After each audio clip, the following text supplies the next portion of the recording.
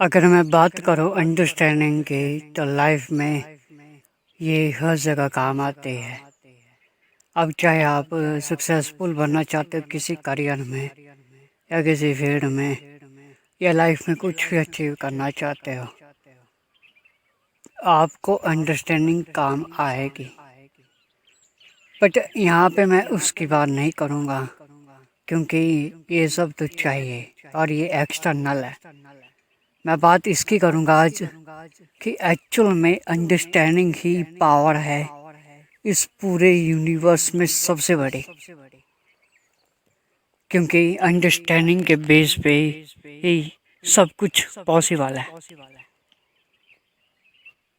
और जो कुछ पॉसिबल हो सकता है अंडरस्टैंडिंग के बेस पे, वो सब कुछ पॉसिबल हो भी चुका है और होने भी वाला है। ऐसी बहुत सी चीज़ें हैं, बहुत सी बातें होते हैं, थ्योरीज होते हैं जो इम्पॉसिबल लगते हैं कि नहीं हो सकता, ये नहीं हो सकता, वो नहीं हो सकता, ऐसा नहीं हो सकता, वैसा नहीं हो सकता। बट अगर एक्चुअल में कोई इसको डीपली समझ जाए कि इसका बेस क्या है, उसको समझने के लिए आपको लाइफ की अंडरस्टैंडिंग होना बहुत ज़रूरी है। लाइफ की अंडरस्टैंडिंग दो तरह से आती है, या तो आप नेचर के साथ टाइम स्पेंड करो या खुद के साथ।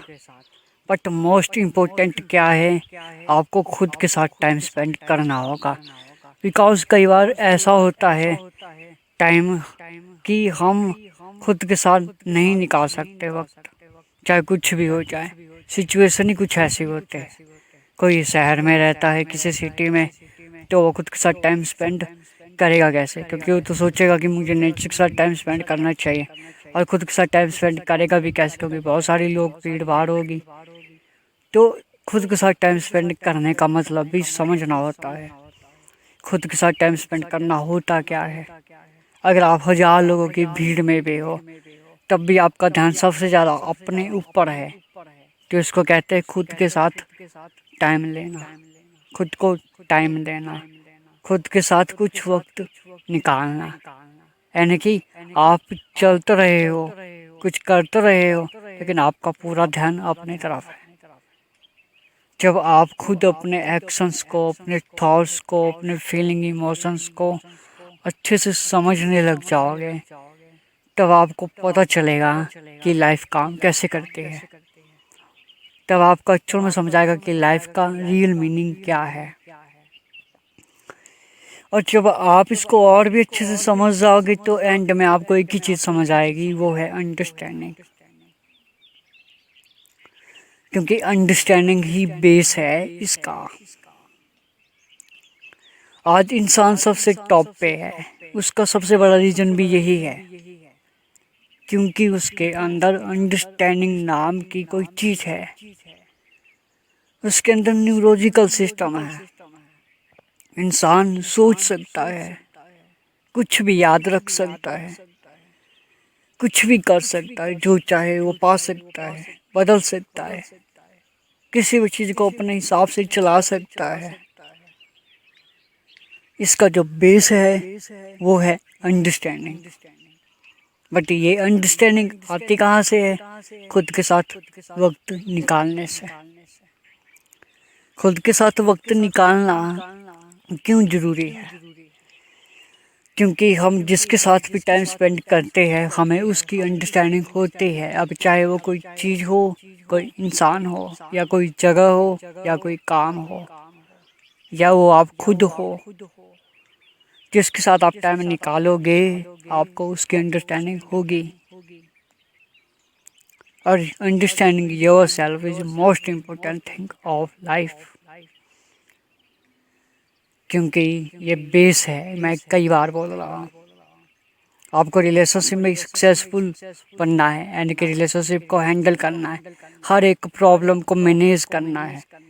प्रॉब्लम तो आप ख़त्म नहीं कर सकते पूरी की पूरी, क्योंकि प्रॉब्लम कभी ख़त्म नहीं होती। प्रॉब्लम क्या है? एक सिचुएशन है, कंडीशनिंग है, एक छोटा सा इवेंट है, और कुछ भी नहीं। वो तो होता ही रहेगा, because this world is already temporary. ये कंटिन्यूसली चेंज होता रहता है हर एक सेकंड में।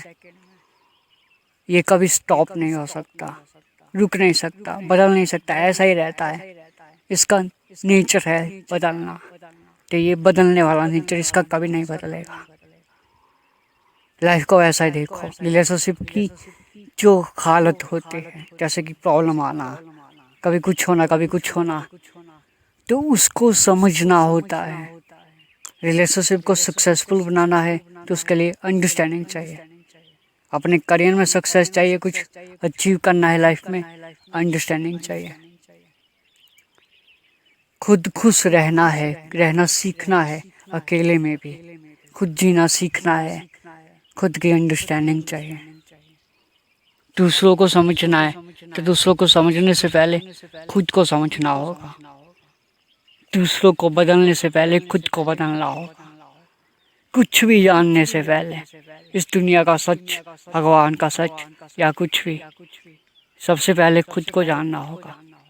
तभी आप इन सबको जान पाओगे, समझ पाओगे। तो आज के लिए बस इतना ही।